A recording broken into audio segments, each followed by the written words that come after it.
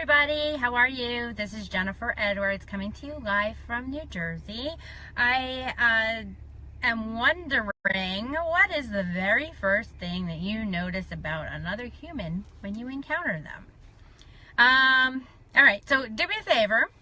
If you are catching me live, please drop a 1 in the comments.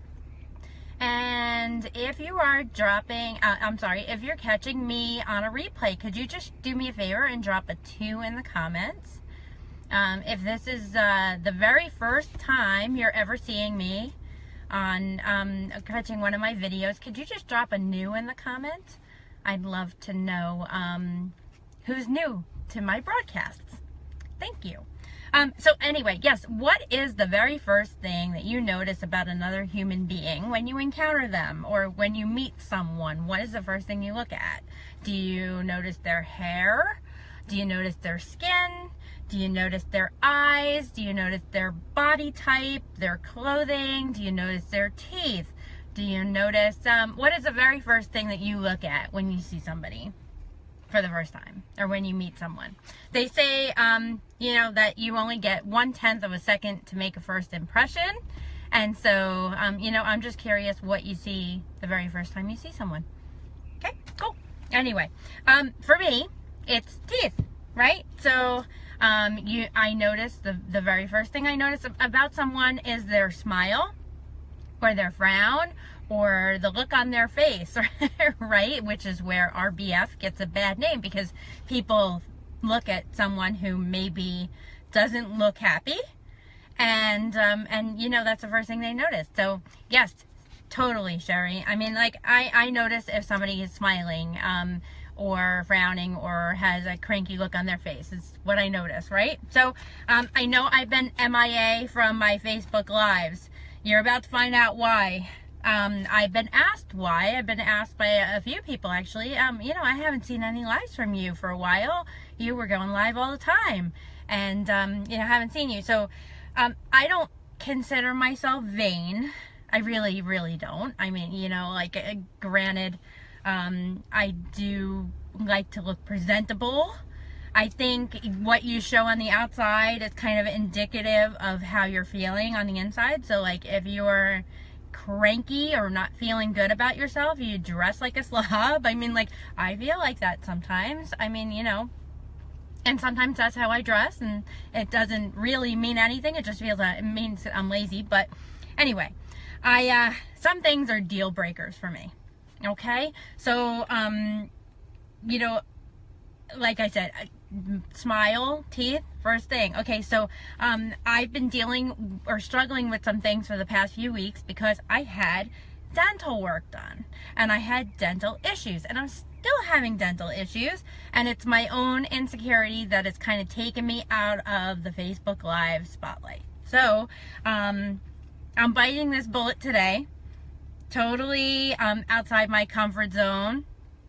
Wish you know, that I could hide from the public eye for like a few more months, and you know, but I just can't. And I already started this process, and you know, to start all over would be painful for me, because Facebook Live is not comfortable anyway. But anyway, so I'm putting myself completely out there, getting outside of my comfort zone today, really like working up to getting back into the saddle. I had to get up over this weekend on Friday night, actually, and speak in front of 2,000 people on stage at the conference, my company's conference. And I was just praying to God that I did not spit this thing out of my mouth. And so there's that. Okay, granted, all I had to do was say my name, really, and where I was from.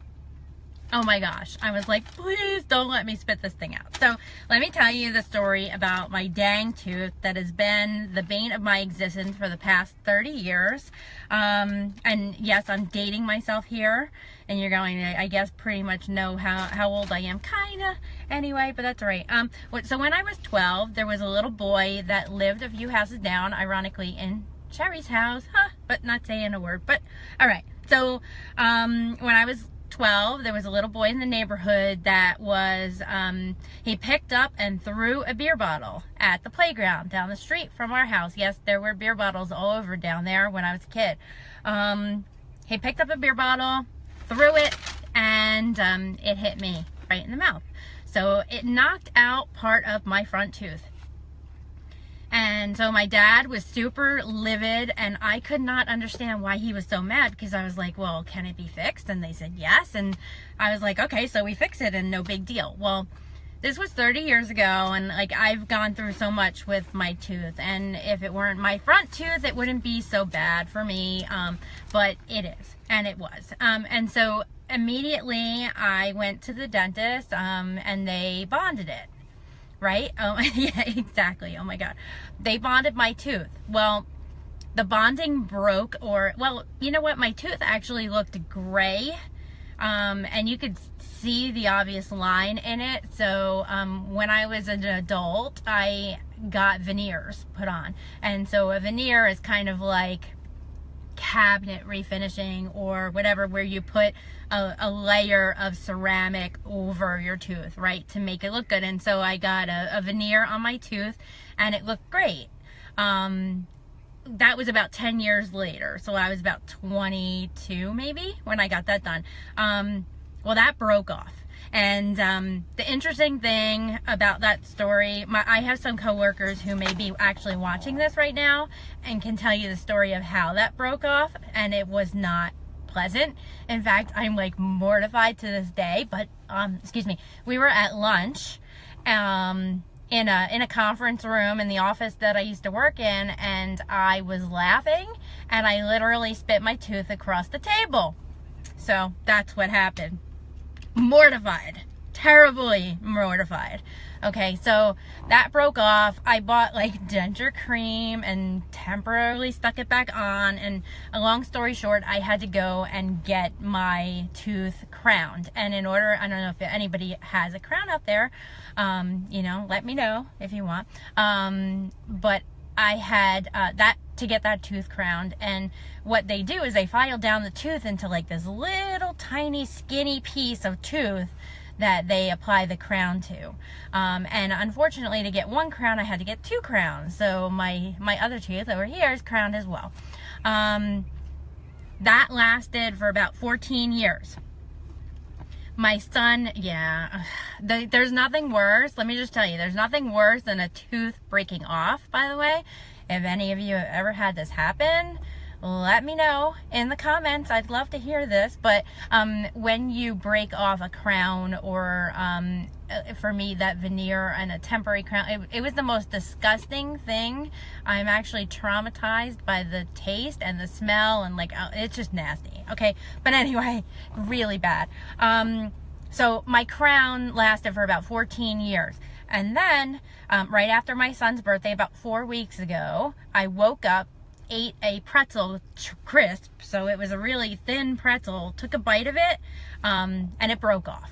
Okay, broke off along with about 90% of my tooth that was sticking out of my gums. So there was nothing left to hold a new crown to, and no tooth, basically. And so I cried probably for about 24 hours. Like, I'm not even exaggerating. My husband can tell you how miserable I was.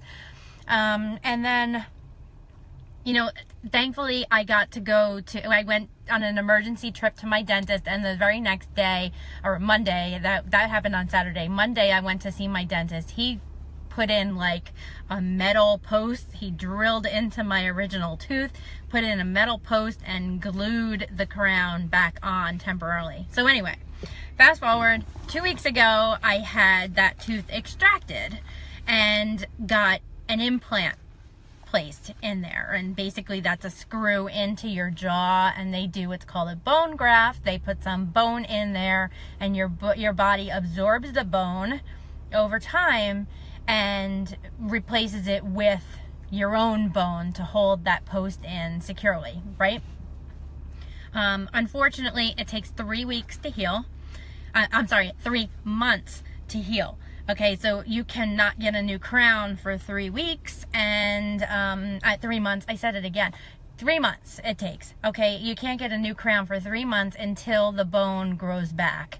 And so I go back to get checked out and make sure that it's healing right and all that other stuff. So I'm about a sixth of the way in to the healing of this, hopefully. Now, I just came back from the dentist just now. I had to have it fixed because I cracked this stupid temporary appliance that I have in here, which I'll talk a little bit more about. And he said that he's got more movement there than he would like, and that scares me. So I hope to God that this only takes 3 months. Okay, so what I have in here, and I'm not taking it out, and I'm not that comfortable with Facebook Live land, I'm sorry, but I'm not taking it out, and I'm not showing you what I look like with no tooth. But I have this thing called a flipper in my mouth. It's like, I guess, a denture. From what I understand, it's like a retainer with a fake show tooth on it. So it looks like I have a tooth and whatever, but it makes me crazy. I hate it. I hate it so much. So yeah, it doesn't, I'm not going to zoom in either, but I don't like, I can see his face there. See, there you go. It makes me crazy, but it was just adjusted just now, and it feels more secure than it has in like a week. So I'm actually kind of grateful for that. But, I have a lisp. See, I have a lisp. Oh my God, I have a lisp. I drool. Drool when I eat. I drool when I drink. I'm like, what the heck? Like I said, it cracked. So I went away this weekend. When I was drinking, I was thanking God that I wasn't mid-conversation, but at one point it actually completely slipped out of place. And I'm like, oh my God. And I cracked it at some point by biting something.